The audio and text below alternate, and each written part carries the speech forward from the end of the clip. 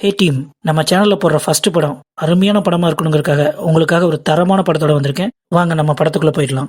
படத்தோட பேரு லாஸ்ட் இன் தி ஸ்டார்ஸ். என்னது, ஸ்டார்க்கு இடையில காணாம போனாங்களா? யாருப்பா காணாம போனாங்க? வாங்க, யாரு காணாம போனாங்கன்னு படத்துக்குள்ள போய் பார்க்கலாம். படத்தை ஓபன் பண்ணா சீனால இருந்து இந்த குட்டி தீவுக்கு அனிவர்சரி கொண்டாட வந்த ஹீரோ அவரோட ஒய்ஃபை மிஸ் பண்ணிட்டாரு. போலீஸ் கம்ப்ளைண்ட் கொடுக்க போனா அவங்க கம்ப்ளைண்ட் எடுக்காம ஹீரோவை வெறுப்பேத்த கடுப்பான ஹீரோ சீஃபை கெட்ட கெட்ட வார்த்தையில திட்டிடுறாரு. இதனால அவர் 2 கான்ஸ்டபிள் கிட்ட சொல்லி கழுத்தை பிடிச்சு வெளியே தள்ளிடுறாங்க.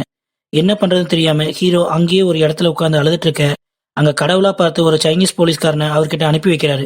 ஹீரோவோட பிரச்சனையை கேட்டு தெரிஞ்சுக்கிட்ட அவரோட கார்டை கொடுத்து நாளைக்கு ஹோட்டல்ல வந்து உன்னை பாக்குறேன்னு சொல்லி ஹீரோவை அனுப்பி வைக்கிறாரு. அன்னைக்கு நைட்டு ஃபுல்லா சரக்கடிச்சிட்டு ஒய்ஃபோட ஞாபகத்திலேயே ஹீரோ சோபாலேயே தூங்கிடுறாரு. அடுத்த நாள் காலையில பெட்ல இருந்து எந்திரிச்சவரு அவர் பக்கத்துல வேற ஒரு பொண்ணு படுத்து கிடக்கிறத பார்த்து ஷாக் ஆகுறாரு. வேகமா அந்த பொண்ணை எழுப்பி விட்டு யாருமா நீன்னு கேட்க சும்மா ஏஞ்சல் மாதிரி இருக்கிற அந்த பொண்ணும், கதைக்காக நம்ம இந்த பொண்ணை ஏஞ்சல்னே கூப்பிடுவோம், ஹீரோவை பார்த்து நான் தான் உன் ஒய்ஃப்னு சொல்லி ஹீரோவோட மொபைலையே வாங்கி டிஸ்பிளேல ஹீரோவும் அந்த பொண்ணும் கட்டிப்பிடிச்ச மாதிரி இருக்கிற போட்டோவை காட்டுறாங்க. அடுத்த சீன்ல அங்க வந்த போலீஸ்காரரு 2 பேர்த்தோட பாஸ்போர்ட்டையும் செக் பண்ணி பார்த்துட்டு ஏஞ்சல் கிட்ட 15 நாளா எங்கம்மா போயிருந்தேன்னு கேட்கிறாரு. அதுக்கு ஏஞ்சலோ, என் ஹஸ்பண்ட் கூட சண்டை போட்டு 15 நாளா பக்கத்து தீவுக்கு போயிட்டேன் சார், கோவம் குறைஞ்சு நேத்து நைட்டு தான் சார் வந்தேன்னு சொல்றாங்க. இதனால காண்டான ஹீரோ, அப்படியா நீ என் ஒய்ஃப்னா நான் கேட்கிற கொஸ்டின்க்குலாம் பதில் சொல்லுன்னு சொல்லி அவரோட மேரேஜ் டேட் எப்போ அவங்க 2 பேரும் ஃபர்ஸ்ட் மீட் பண்ணிட்டாங்க அப்படிங்கிற மாதிரியான பர்சனல் கொஸ்டின்ஸ்க்கெல்லாம் கேட்க எல்லாத்துக்கும் ஏஞ்சல் கரெக்டா பதில் சொல்றாங்க. அப்பவும் விடாத ஹீரோ அங்க கிளீன் பண்ற அந்த லேடியை கூப்பிட்டு இவங்க என் ஒய்ஃபை பார்த்திருக்காங்க சார், இவங்களை சொல்லுங்க சார்னு கேட்க அதுக்கு அந்த கிளீனிங் லேடியும் ஏஞ்சல் தான் இவரோட ஒய்ஃப்னு சொல்றாங்க. எல்லாரும் பேசி வச்ச மாதிரி போய் சொல்றாங்கன்னு நினைச்ச ஹீரோ, இருங்க சார் ஒய்ஃபோட போட்டோவை காட்டுறேன்னு சொல்லி போனை எடுத்து அவரோட கேலரியில ஒவ்வொரு போட்டோவா ஸ்வைப் பண்ணி பார்க்க அதுல எல்லாத்துலயுமே ஹீரோவும் ஏஞ்சலும் கட்டிப்பிடிச்சு நிக்கிற மாதிரியான போட்டோஸ் தான் இருக்கு. இதனால ஹீரோக்கு ஒரு செகண்ட் தலையே சுத்திடுது. உடனே ஹீரோ போட்டோவை மார்பிங் பண்ண முடியும், ஆனா உடம்புல இருக்கிற காயத்தெல்லாம் மார்பிங் பண்ண முடியாதுல்லன்னு சொல்லிட்டு என் ஒய்ஃபுக்கு கால் பின்தொடையில ஒரு தழும்பு இருக்கும், இருங்க சார் அது இருக்குதான் செக் பண்றேன்னு சொல்லி அத்தனை பேர் முன்னாடி ஏஞ்சல சோபால தள்ளி விட்டு அவரோட ட்ரெஸ்ஸை கிழிச்சு பார்க்க அங்க தழும்பு இருக்குது. இத்தனை பேர் முன்னாடி ட்ரெஸ்ஸை கிழிச்சதுனால அவமானப்பட்ட ஏஞ்சல் ஹீரோவை காது மேல ஒரு அடி வச்சுட்டு அங்கிருந்து கிளம்பிடுறாங்க. என்ன பண்றதுன்னு தெரியாத போலீஸ்காரரும் அங்கிருந்து கிளம்ப பின்னாடியே வந்த ஹீரோ போலீஸ்காரங்கிட்ட இவங்க என் ஒய்ஃப் இல்லைன்னு திரும்ப திரும்ப சொல்லிட்டே இருக்காங்க. உடனே கடுப்பான போலீஸ்காரன், இங்க பாருங்க பேக்ரவுண்ட் செக் பண்ணிட்டோம், அதுல இவங்களோட போட்டோ தான் அதுல இருக்கு, அப்படி இவங்க உங்களோட ஒய்ஃப் இல்லைன்னா உங்க ஒய்ஃபோட போட்டோவை எடுத்துட்டு வந்து என்ன பாருங்கன்னு சொல்லிட்டு அங்கிருந்து கிளம்பிடுறாரு. அடுத்த சீன்ல ஹீரோ அவர் ஒய்ஃபோட போட்டோ எடுத்த ஒரு ஸ்டுடியோல போய் கேட்டா அங்க போட்டோகிராஃபர் கடையை காலி பண்ணிட்டு போயிட்டான்னு சொல்றாங்க. கடுப்பான ஹீரோ சோசியல் மீடியால அவர் ஒய்ஃபுக்கு ஒன் அண்ட் ஒன்லி ஃப்ரெண்டா இருக்கிற ஒரு பொண்ணு கிட்ட ஹெல்ப் கேட்கலான்னு பார்த்தா அந்த பொண்ணு அவங்களோட போட்டோவை வைக்காம கழுத்துல போட்டிருக்கிற ஏதோ ஒரு டேட்டோவை வச்சிருக்காங்க. போதா குறைக்கு ஹீரோவை பிளாக் பண்ணியும் விட்டுருக்காங்க. என்னம்மா இப்படி பண்றீங்களாமன்னு நினைச்ச ஹீரோ இங்க வந்த புதுசுல அவர் ஒய்ஃப் கூட புக் வாங்க ஒரு ஷாப்க்கு போயிருப்பாரு. இப்போ அங்க போய் சிசிடிவி ஃபுட்டேஜை செக் பண்ணணும்னு சொல்றாரு. அப்போ ஏஞ்சலும் ஏதோ புக் வாங்க அங்க வந்திருக்க கண்டுக்காத ஹீரோ போலீஸ்காரரை கூப்பிட்டு சிசிடிவி ஃபுட்டேஜை செக் பண்ணா அதுலயும் ஏஞ்சல் தான் இருக்காங்க. இதனால ஹீரோக்கு தலை வலிக்கிற மாதிரி இருக்க ஒரு மெடிசன் எடுத்துக்க போறாரு. அப்போ அதை புடுங்கின ஏஞ்சல் போலீஸ்காரர்கிட்ட போய் என் ஹஸ்பண்டுக்கு நரம்பு சம்பந்தப்பட்ட ஒரு நோய் இருக்கு சார், அதுக்காக இந்த மாத்திரையை அடிக்கடி சாப்பிடுவாரு, இந்த மாத்திரையோட சைடு எஃபெக்ட் தான் இந்த மறதிங்கிறது சார், நல்லா தூங்கினாருன்னா இந்த ப்ராப்ளம் எல்லாம் சரியாயிடும் சார்னு கேஷுவலா சொல்ல உடனே போலீஸும் ஹீரோ கிட்ட போய் ஹோட்டலுக்கு போய் நல்லா ரெஸ்ட் எடுத்து தூங்கு மேன், உன் கேஸ் ரிஜெக்ட்னு சொல்லிட்டு போயிடுறாரு. இத்தனை பிரச்சனைக்கு அப்புறம் ஒரு மனுஷன் எங்க மக்களே போவான்? பார்க்கு தான். ஆனா பார்ல ஹீரோக்கு இந்த ஏரியாவிலேயே செம்ம ஃபேமஸான ஒரு லாயர் பெண்ணோட அறிமுகம் கிடைக்குது. அவங்க கிட்ட அவருக்கு நடந்ததெல்லாம் அவர் ஃப்ரெண்டுக்கு நடந்ததை சொல்லி ஹீரோ ஹெல்ப் கேட்க அந்த வக்கீலோ இந்த மாதிரி ஆல்ரெடி ஒரு பொண்ணு ட்ரெஸ் ஷாப்ல காணாம போயிருக்காங்க, எங்க தேடியுமே கிடைக்கல, கடைசியில பல வருஷம் கழிச்சு அவங்க ஹஸ்பண்டு அவளை வேற ஒரு கண்ட்ரில பார் டான்ஸரா தான் பார்த்தான், அதனால இந்த கேஸ் எல்லாம் கண்டுபிடிக்கிறது ரொம்ப கஷ்டம், உன் ஃப்ரெண்டு கிட்ட சொல்லி வேற ஒரு மேரேஜ் பண்ணிக்க சொல்லுன்னு அங்கிருந்து சொல்லிட்டு கிளம்பிடுறாங்க. இன்னும் ஹீரோவோட விசா முடியிருக்கு 3 நாள் தான் இருக்க மனசுடைஞ்சு போன ஹீரோ அந்த வக்கீலோட ஆபீஸ்க்கு போய் எல்லா உண்மையும் சொல்லி என் ஒய்ஃபை கண்டுபிடிச்சிட்டாங்கன்னு சொல்லி ஹெல்ப் கேட்கிறாரு. அதுக்கு வக்கீலோ உங்க ஒய்ஃப் பத்தி சொல்லுங்கன்னு சொல்லி கேட்க ஹீரோ அவரோட பிளாஷ்பேக்கை ஸ்டார்ட் பண்றாரு. 1 வருஷத்துக்கு முன்னாடி நான் ஒரு டைவிங் ஸ்கூல்ல இன்ஸ்ட்ரக்டரா ஒர்க் பண்ணிட்டு இருந்தப்ப ஒரு பொண்ணு ஆபத்துல இருக்கிறத பார்த்தேன். அவங்கள காப்பாத்தி அவங்களுக்கு ஒரு சில இன்ஸ்ட்ரக்ஷன்ஸ் எல்லாம் டீச் பண்ணிட்டு அவங்கள மேல கொண்டு வந்து உட்கார வச்சோம். அவங்க ஃபேஸ் மாஸ்க் கழட்டப்ப போதுதான் என்னோட தேவதையை ஃபர்ஸ்ட் டைமா பார்த்தேன். What a beautiful girl. அதுக்கப்புறம் நாங்க பேசி பழகி ஃப்ரெண்ட் ஆகிட்டோம். நாளடைவில் அந்த ஃப்ரெண்ட்ஷிப் காதலாவும் மாறிடுச்சு. ஒரு நாள் நாங்க கார்ல போயிட்டு இருந்தப்ப ஒரு சின்ன ஆக்சிடென்ட்டை ஃபேஸ் பண்ணோம். அதுக்கப்புறம் எங்களுக்கு நாங்களே துணையா இருக்கணும்னு கல்யாணம் பண்ணிக்கிட்டோம். ஹீரோ இதை சொல்லி முடிக்க அங்க சீன் கட் ஆகுது. அடுத்த சீன்ல அந்த போட்டோ கடைக்கு போன ஹீரோவும் வக்கீலும் அந்த போட்டோகிராஃபரோட ஐடி கார்டை வாங்குறாங்க. அதை வாங்கிட்டு கார்ல வந்துட்டு இருக்க ஹீரோக்கு அடிக்கடி கால் வருது. இதை ஹீரோவும் கட் பண்ணி விட வக்கீல் இதை நோட் பண்றாங்க. உடனே வக்கீல் ஹீரோ கிட்ட உன் ஒய்ஃப் காணாம போன அன்னைக்கு என்ன நடந்துச்சுன்னு சொல்லுன்னு சொல்லி கேட்கறாங்க. அதுக்கு ஹீரோ அன்னைக்கு நைட் திருவிழா பார்க்க போலான்னு என் ஒய்ஃப் ரெடியா இருக்க சொல்லிட்டு பார்க்கு போயிருந்தேன், அங்க தெரியாதனமா பீர் குடிக்கிற ஒரு காம்படிஷன்ல பார்ட்டிசிபேட் பண்ற மாதிரி ஆயிடுச்சு. பீர் அதிகமா குடிச்சதுனால பாத்ரூம்லயே ரொம்ப நேரம் மயங்கி கிடந்துட்டேன். திடீர்னு என் ஒய்ஃபோட ஞாபகம் வர அவசர அவசரமா ஹோட்டல் ரூமுக்கு வந்து பார்த்தேன். அங்க என் ஒய்ஃபை காணோம். எல்லா பக்கமும் விசாரிச்சிட்டேன். திருவிழா ஃபுல்லா தேடியும் பார்த்துட்டேன். கண்டுபிடிக்க முடியலன்னு சொல்றாரு. அடுத்த சீன்ல ஹோட்டல் ரூமுக்கு வந்து ஹீரோவோட லேப்டாப்ல சிசிடிவி ஃபுட்டேஜை பார்த்த வக்கீல் அதை ஃபேக்னு சொல்றாங்க. படத்தோட ஃபர்ஸ்ட் ட்விஸ்ட்டை இங்கே தான் ஓப்பன் பண்றாங்க. ஏன்னா சிசிடிவியில் இருக்கிற புக்கும் நீங்க அன்னைக்கு உங்க ஒய்ஃப் கூட போய் வாங்கின புக்கும் வேற வேறையா இருக்குது. வக்கீல் இதை சொன்னதும் ஹீரோக்கு இப்பதான் என்னங்கிறது புரியுது. மறுபடியும் வக்கீல் என்ன நடந்திருக்கலாம்னா, உன்கிட்ட பணம் நிறைய இருக்கிறத பார்த்த மேனேஜரும் ஏஞ்சலும் பிளான் பண்ணி எல்லாம் ஃபேக்கா ரெடி பண்ணி உன் சொத்தை அபகரிக்க பாக்குறாங்க. அதுக்கு மேனேஜரோட கண்ணாடியே சாட்சி. ஏன்னா அது ரொம்ப காஸ்ட்லி. அவ்வளவு பணம் அவருக்கு எப்படி கிடைச்சிருக்குன்னு கேட்கறாங்க. அதுக்கு ஹீரோவோ, மேனேஜர் சரி, கிளீனிங் லேடி, ரிசப்ஷனிஸ்ட் எதுக்கு ஏஞ்சலை என்னோட ஒய்ஃப்னே சாதிக்கிறாங்கன்னு கேட்குறாங்க. அதுக்கு வக்கீலோ, அதுக்கு பேர் தான் மண்டேலா எஃபெக்ட். அப்படின்னா கண்ணி என்ன பார்க்குதோ அதை தான் மூளையும் நம்ப ஆரம்பிக்கும். ஏஞ்சல் அடிக்கடி உன் ரூம் பக்கம் வரதை பார்த்த கிளீனிங் லேடிக்கு அவ தான் உன்னோட ஒய்ஃப்னு நம்ப ஆரம்பிச்சிட்டாங்க. சேம் ரிசப்ஷனிஸ்டும் அப்படிதான். உன்னை ஃபாலோ பண்ணி வர ஏஞ்சல் தான் உன்னோட ஒய்ஃப்னு நம்ப ஆரம்பிச்சிருப்பாங்க. அதை ஏஞ்சலும் கேஷுவலாக நடிச்சிருக்காங்க. ஆனா உண்மை வேற மாதிரியா இருக்கலாம்னு அவங்களுக்கு தெரியாது இல்லையான்னு சொல்றாங்க. புரியுதா மக்களே? அப்படியே தமிழ்ல எங்கேயோ பார்த்த மாதிரி இருக்கா?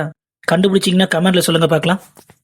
அப்போ ஹோட்டல் ரூமுக்கு வந்த ஏஞ்சல் கிட்ட வக்கீல் ஒரு மொக்கை வாங்கிட்டு ஹீரோவை வெளியே கூப்பிட்டு வந்து அவர்கிட்ட ஒரு வயர்லெஸ் ஹெட்செட்டை கொடுத்துட்டு ஏஞ்சல் கிட்ட பார்த்து நடந்துக்கோ, எதுக்கும் அவசரப்படுறாதுன்னு சொல்லிட்டு அங்கிருந்து கிளம்பிடுறாங்க. அன்னைக்கு நைட்டு ஹோட்டல்காரங்க வச்ச ஒரு பார்ட்டியில ஹீரோவும் ஏஞ்சலும் கலந்துக்க அதை சிசிடிவி மூலமா வக்கீலும் பார்த்துட்டு இருக்காங்க. அப்போ ஹீரோவை வெறுப்பேத்தின மாதிரி பேசின ஏஞ்சல் அவர்கிட்ட அடி வாங்குற மாதிரி சீன் கிரியேட் பண்ண அங்க இருக்கிற எல்லாரும் ஹீரோவை தடுக்கிறதுக்கு வராங்க. என்ன நடக்குது பார்க்கலான்னு அங்க வக்கீல் வேகமா ஒடியார அதுக்குள்ள எல்லாமே நடந்து முடிஞ்சிருது. இதனால வக்கீல் ஹீரோக்கு கொடுத்த எல்லா இன்ஸ்ட்ரக்ஷனும் வேஸ்டா போயிடுது. அன்னைக்கு நைட்டு வக்கீல் ஹீரோவை அவங்க வீட்லயே தங்க வச்சிடறாங்க. அடுத்த நாள் ஹீரோவும் வக்கீலும் கார்ல வெளியே போயிட்டு இருக்க வேற ஒரு கார் அவங்கள ஃபாலோ பண்றத பாக்குறாங்க. உடனே அவனை ஏமாத்திட்டு அவனுக்கே தெரியாம அவனை ஃபாலோ பண்ணி அவனோட இடத்த கண்டுபிடிச்சு திருட்டுத்தனமா அங்க நுழையிறாங்க. அங்க ஹீரோவை பத்தின எல்லா இன்ஃபர்மேஷன் அண்டு ஹீரோ மொபைலை ட்ராக் பண்ற சிஸ்டம் எல்லாமே இருக்க இப்பதான் ஒரு பெரிய கேங்கே ஏதோ பிளான் பண்றாங்கன்னு இவங்க 2 பேருக்கும் தெரியுது. அப்போ இவங்களை ஃபாலோ பண்ணவன் அங்கேயும் வந்து துப்பாக்கியால சுட அவன்கிட்ட இருந்து தப்பிச்சு ஒரு லைட் ஹவுஸ் ஏரியா பக்கம் வந்துடுறாங்க. தப்பிச்சிட்டோம்னு ஹாப்பியா இருந்த ஹீரோ கிட்ட வக்கீல் ஒரு போட்டோவை காட்டி, நீ கேம்பிளிங் விளையாடுறவனா? அது மட்டும் இல்லாம உன் ஒய்ஃப் ரிட்டர்ன் டிக்கெட்டை கேன்சல் பண்ணிருக்காங்களே ஏன்னு அடுக்கடுக்கா கொஸ்டின் கேட்டுட்டு உனக்கு என்னென்ன தெரியுமோ எல்லா உண்மையும் சொன்னாதான் என்னால உன்னை காப்பாற்ற முடியும்னு கேட்க ஹீரோ மறுபடியும் பிளாஷ்பேக் ஸ்டார்ட் பண்றாரு. பொறுப்பில்லாத அப்பாக்கும் அம்மாக்கும் மகனா பிறந்து கிடைக்கிற வேலையெல்லாம் செஞ்சு அரை வயிறு சாப்பாடு சாப்பிட்டு வாழ்ந்துட்டு இருந்தேன். எனக்கு ஒரு நாள் ஆன்லைன் கேம்பிளிங் மூலமா பணம் சம்பாதிக்கிற வாய்ப்பு கிடைச்சது. அதனால அதுக்கு அடிக்ட் ஆகி டைரக்டா கேம்பிளிங் விளையாடுற இடத்துக்கே போய் விளையாடி நிறைய பணம் சம்பாரிச்சேன். இதனால என்னோட லைஃப் ஸ்டைலே மாற ஆரம்பிச்சது. ஆனா எவ்வளோ வேகமா பணம் சம்பாரிச்சனோ அவ்வளோ வேகமா நான் சம்பாரிச்ச பணத்தை எல்லாம் கேம்பிளிங்லயே இழக்க ஆரம்பிச்சேன். கடன் வாங்கியும் எல்லாத்தையும் லாஸ் பண்ணதால கடனை திருப்பி கொடுக்க முடியாம அவங்க கிட்ட அடி வாங்கி கடைசியா சூசைட் பண்ண போறப்போ என் ஃப்ரெண்ட் மூலமா உயிர் பொழைச்சிக்கிட்டேன். அதுக்கப்புறம் தான் என் லைஃப்ல என் ஒய்ஃப் வந்தா. என் கடன் பத்தி எல்லாம் தெரிஞ்சுக்கிட்டவ அவளோட காசை கொடுத்து எல்லாத்தையும் அடக்கி வச்சா. அதுக்கப்புறம் நான் கேம்பிளை பக்கமே போறதில்ல அப்படின்னு ஹீரோ அவரோட பிளாஷ்பேக்கை வேகமா சொல்லி முடிக்க சீன் அங்க கட் ஆகுது. அடுத்த நாள் விசா முடியிருக்கு கடைசி நாளா இருக்க ஹீரோ கிட்ட போன வக்கீல் அந்த போட்டோகிராஃபர் கிடைச்சிட்டான். ஆனா காசு கொடுத்தாதான் அவன் எடுத்த போட்டோவெல்லாம் தருவேன்னு சொல்றான்னு சொல்ல அதுக்கு ஹீரோவும் சரி காசு கொடுத்து வாங்கிக்கலான்னு சொல்லி வக்கீலை கூப்பிட்டு அங்க போறாங்க. நேராக போட்டோகிராஃபர் கிட்ட போய் அவன் கேட்ட காசை கொடுத்துட்டு லேப்டாப்ல அவன் எடுத்த போட்டோவெல்லாம் பார்த்துட்டு இருக்க அங்க வந்து யாரோ ஒருத்தன் ஹீரோயினை காட்டி, இந்த பொண்ணு 2 நாளுக்கு முன்னாடி எங்கிட்ட ஸ்விம்மிங் சூட் வாங்கினாங்களே இன்னமும் திருப்பி தரலையே அப்படின்னு சொல்லி கேட்க அதுக்கு ஹீரோவோ, சாரி நீங்க வேற யாரையும் நினைச்சு சொல்றீங்கன்னு சொல்லி அவனை கழட்டி விட பாக்குறாங்க. அதுக்கு அவனும், பரவாயில்ல, அவங்க டெபாசிட்டா கொடுத்த பணமும் அவங்க சைன் பண்ண ஃபார்மும் என்கிட்ட தான் இருக்கு, அவங்களுக்கு மிச்ச பணம் வேணும்னா ஸ்விம்மிங் சீட்டை கொடுத்துட்டு வாங்கிட்டோம் அப்படின்னு சொல்லிட்டு அங்கிருந்து போயிடுறான். உடனே ஹீரோ அந்த போட்டோகிராஃபரையும் தூக்கி கார்ல போட்டுட்டு வக்கீலை கூப்பிட்டு போலீஸ்காரரை பாக்குறதுக்கு போயிட்டு இருக்காங்க. கொஞ்ச தூரம் கார் போக வக்கீல் காரை சடனா நிறுத்துறாங்க. ஹீரோ ஏன்னு கேட்க உடனே வக்கீல், அந்த பர்சன் ஹீரோயின் தான் எங்கிட்ட ஸ்விம்மிங் சூட் வாங்கினாங்கன்னு சொல்லிட்டு இருக்க, நீ எப்படி இல்லைன்னு சொல்றேன்னு சொல்லி ஆர்குமெண்ட் பண்றாங்க. அப்போ எங்கிருந்தோ வந்த ஒரு புல்லட் போட்டோகிராஃபரை போட்டு தள்ளிடுது. இதனால 2 பேரும் பயந்து காட்டுக்குள்ள ஓடிடுறாங்க.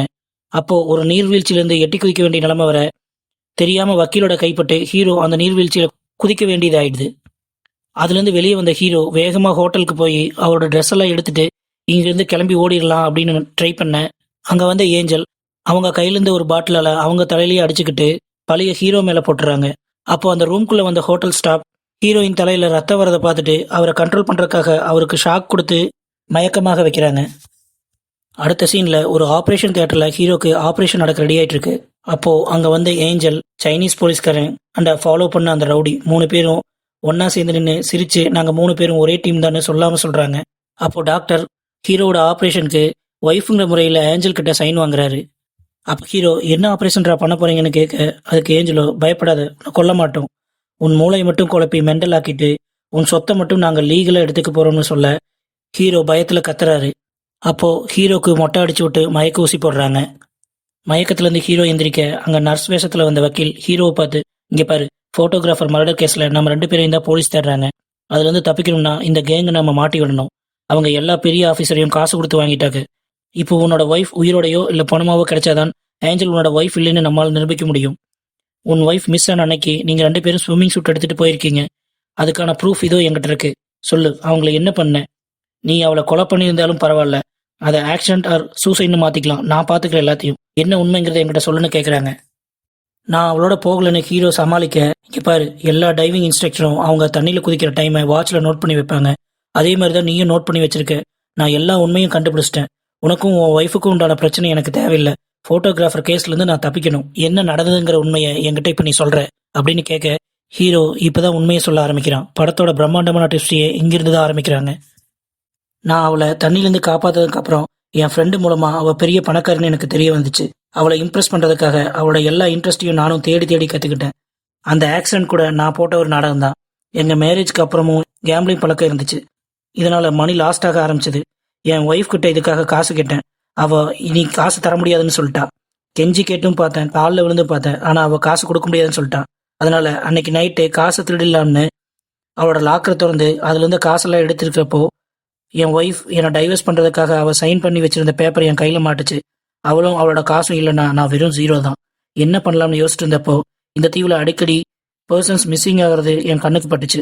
அடுத்த நாள் டின்னர் டைமில் அவகிட்ட ஆனிவர்சரிக்காக இங்கே போகலாம், அது மட்டும் இல்லாமல் நானே வேலை செஞ்சு என் கடனை கட்டிக்கிறேன்னு சொல்ல அவளும் என்கிட்ட முக்கியமாக ஒரு விஷயத்தை பற்றி பேசணும், அப்புறம் சொல்கிறேன்னு சொல்லிட்டா. ஆனால் எனக்கு தெரியும் அவள் டைவர்ஸ் பற்றி தான் பேச போகிறான்னு.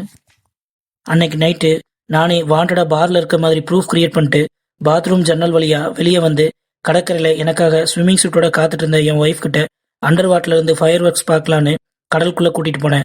அங்கே ஃபிஷ் எல்லாம் வந்தால் சேஃபாக இருக்க மாதிரி ஒரு கூண்டு செஞ்சு வச்சுருப்பாங்க. அதுக்குள்ளே என் ஒய்ஃபும் நானும் போயிட்டு அவளை உள்ளே வச்சு லாக் பண்ணிட்டு வெளியே வந்துட்டேன். நான் வெளியே வரும்போது அவளையும் கூட்டிகிட்டு போக சொல்லி என்கிட்ட கெஞ்சினான். ஆனாலும் ஹஸ்பண்டோட காசு தானே முக்கியம் நினச்சதானேவோ, இவ இங்கேயே கிடந்து சாகட்டுன்னு சொல்லிட்டு நான் அங்கேருந்து வந்துட்டேன். உடனே வக்கீல், அடப்பாவி ஏன்டா இப்படி பண்ணன்னு கேட்க ஹீரோவோ, சாரிங்க, இவன் தான் அந்த படத்தோட வில்லனு. ஸோ வில்லனோ பின்ன என்னை விட படம் தான் முக்கியம்னு டைவர்ஸ் பண்ண போனவளுக்கு இதுதான் நான் கொடுக்குற தண்டனைன்னு சைக்கோ மாதிரி கத்த வக்கீல் ஏதோ சத்தம் கேட்குதுன்னு அங்கிருந்து வேகமாக ஓடி போயிடுறாங்க. அவ்வளோதானா, படம் முடிஞ்சுதான்னு கேட்டிங்கன்னா அதான் இல்லை. ஏன்னா இன்னும் படமும் முடியல, ட்விஸ்ட்டும் முடியல. வக்கீல் அங்கிருந்து போனதும் அவனோட கட்டெல்லாம் அவுத்துட்டு வெளியே வர அந்த ஹாஸ்பிட்டலே ஒரு செட்டப்னு அவனுக்கு தெரியுது. அடுத்த கதவை திறந்துட்டு வெளியே வர அவன் இந்த தீவில் முதலேருந்து பார்த்த மேக்சிமம் கேரக்டர்ஸ் எல்லாம் ஒன்றா நிற்கிறத பார்த்துட்டு கன்ஃபியூஸ் ஆகுறான். நடுவில் சிங்கம் மாதிரி அந்த வக்கீலும் வந்து நிற்க அவங்க வந்து நிற்கிற தோழனிலே தெரியுது அவங்க எல்லாருமே ஒரே டீம்னு. அவனையும் முறைச்சி பார்த்துட்டு இருந்த வக்கீல் அவங்க கழுத்துல இருந்த ஸ்டிக்கரை கிழிச்சு அதுக்கு பின்னாடி இந்த டேட்டாவை காட்டுறாங்க. அப்போதான் அவனுக்கும் நம்மளுக்குமே தெரியுது உண்மையிலேயே அவங்க வக்கீல் இல்லை, இறந்து போன ஹீரோயினோட ஒன் அண்ட் ஒன்லி ஃப்ரெண்டுன்னு. ஹீரோயினோட ஃப்ரெண்டான வக்கீல் அவங்களோட ஃப்ளாஷ்பேக்கை ஸ்டார்ட் பண்ணுறாங்க. சின்ன வயசில் நம்ம ஹீரோயினோட ஃப்ரெண்டை ஸ்கூல் சீனியர்ஸ் ரேக்கிங் பண்ண, இதனால் தனக்கு யாரும் இல்லைன்னு வெறுத்து போனவங்க சூசைட் பண்ணிக்க போகிறாங்க. அப்போ நம்ம ஹீரோயின் தான் அவங்கள காப்பாற்றி அவங்க காயத்துக்கு மருந்தும் போட்டு வர்றாங்க. அவங்க பெரியவங்க ஆனதும் அந்த காயம் தழும்பா மாறி இருக்க அந்த தழும்பை மறைக்கிறதுக்காக புதுசாக ஒரு டேட்டாவும் ரெடி பண்ணி கொடுத்து அதை அவங்க கழுத்துலையும் போட வைக்கிறாங்க. இந்த மாதிரி ஹீரோயின் தான் அவங்க ஃப்ரெண்டை கண்டினியூஸாக சப்போர்ட் பண்ணி ஸ்டேஜ் ட்ராமா டைரக்டர் அளவுக்கு ஆக்கி விட்டுருக்காங்க. ஹீரோயின் காணாமல் போன அன்னைக்கு அவங்க ஃப்ரெண்டை கூப்பிட்டு என் ஹஸ்பண்டோட அண்டர் வாட்டரில் ஃபயர் ஒர்க்ஸ் பார்க்க போகிறேன்னு சொல்லிட்டு தான் போயிருக்காங்க. ஆனால் கொஞ்ச நேரம் கழிச்சு அவங்க ஃப்ரெண்டு ஃபோன் பண்ணுறப்போ ஹீரோயின் எடுக்கவே இல்லை. இதனால் அவங்க ஃப்ரெண்டுக்கு அவங்க ஹஸ்பண்ட் மேலே சந்தேகம் வர இங்கே வந்து விசாரித்து பார்க்குறப்ப தான் தெரியுது ஏதோ தவறுதலாக நடந்திருக்குன்னு. இதனால் அவங்க டீமை கூப்பிட்டு இன்ஃபார்ம் பண்ணி மொத்த டீமையும் இவங்க கொண்டாந்து இறக்கியிருக்காங்க. என்ன பண்ண போகிறோம்னு மொத்த டீமுக்கிட்டையும் தெளிவாக பேசி 1 by 1 எக்ஸிக்யூட் பண்ணி கடைசியில் அவங்க ஃப்ரெண்டோட சாவுக்கு யார் காரணம்னு கிளியராக கண்டுபிடிச்சிருக்காங்க. இதை கேட்டு வில்லன் அடிக்கப்பாய அப்போ அங்கே வந்த போலீஸ் அவனை அரெஸ்ட் பண்ணிடுறாங்க. அப்போ ஒரு போலீஸ் உங்கள் ஃப்ரெண்டோட பாடியை கண்டுபிடிச்சிட்டோம்னு சொல்ல அவங்க ஃப்ரெண்டு பாடியை கொண்டு வரதுக்காக அவங்க கூட போகிறாங்க. இங்கே அண்டர் வாட்டரில் அவங்க ஃப்ரெண்டோட பாடியை பார்த்து அதிர்ச்சியானவங்க ஏதோ ஒரு பேப்பர் கவரில் போட்டு வச்சிருக்கிறத பார்த்து அதையும் கொண்டு வந்துடுறாங்க. ஜெயிலுக்கு போய் வில்லனை பார்த்த ஹீரோனோட ஃப்ரெண்டோ ஒரு கொலையை பண்ணிட்டு உனக்கு வருத்தமா இல்லையாடான்னு கேட்க அதுக்கு அவனோ இல்லைன்னு சொல்லிட்டு சைக்கோ மாதிரி சிரிக்கிறான். அதுக்கு ஹீரோனோட ஃப்ரெண்டோ நீ கொன்னது யார தெரியுமா, இந்த உலகத்திலேயே உன்னை ரொம்பவும் லவ் பண்ண ஒரு பொண்ணடா அப்படின்னு சொல்லிட்டு இதையும் பார்த்து சந்தோஷப்படுன்னு சொல்லிட்டு அவங்க ஃப்ரெண்டு கிட்ட இருந்து எடுத்த அந்த பேப்பரை அங்க இருக்கிற அந்த கம்பியில கட்டி விட்டுட்டு அங்கிருந்து அழுதுட்டே போயிடுறாங்க. அப்போதான் வில்லனுக்கு ஹீரோயினை அந்த கூண்டுல வச்சு லாக் பண்றப்போ இது அவங்க கையில இருந்தது ஞாபகம் வருது. அதை பார்த்ததும் வில்லன் கதறி அழுக ஆரம்பிக்க படத்தோட கடைசி ட்விஸ்ட் இங்க உடைக்கிறாங்க. ஏன்னா அவன் பார்த்தது அவன் ஒய்ஃபோட வயித்துல இருந்த கருவோட போட்டோ. அவன் அனிவர்சரி கொண்டாட போலான்னு சொன்னப்ப ஹீரோயினும் ஒரு முக்கியமான விஷயத்தை பத்தி சொல்றேன்னு சொன்னது அவளோட டைவர்ஸை பத்தி கிடையாது, அவன் அப்பா ஆக போறாங்கிற சந்தோஷமான விஷயத்தை பத்தி. ஆனா இது தெரியாத வில்லன் ஹீரோயினோட சேர்த்து அவன் குழந்தையும் கொண்டுடுறான். கடைசியா கிளைமேக்ஸ்ல அன்னைக்கு ஹீரோயினோட வியூல இருந்து ஸ்டார்க் நடுவுல மிஸ் ஆகி போறதா காட்டி படத்தை முடிக்கிறாங்க. இப்போ தெரியுதா மக்களே இந்த படத்துக்கு ஏன் இந்த பேர் வச்சிருக்காங்கன்னு. இந்த மாதிரி நல்ல கதையா இருக்கிற படத்துல நெக்ஸ்ட் உங்களை மீட் பண்றேன். இது உங்கள் ஷேடோ தமிழ். பபாய்.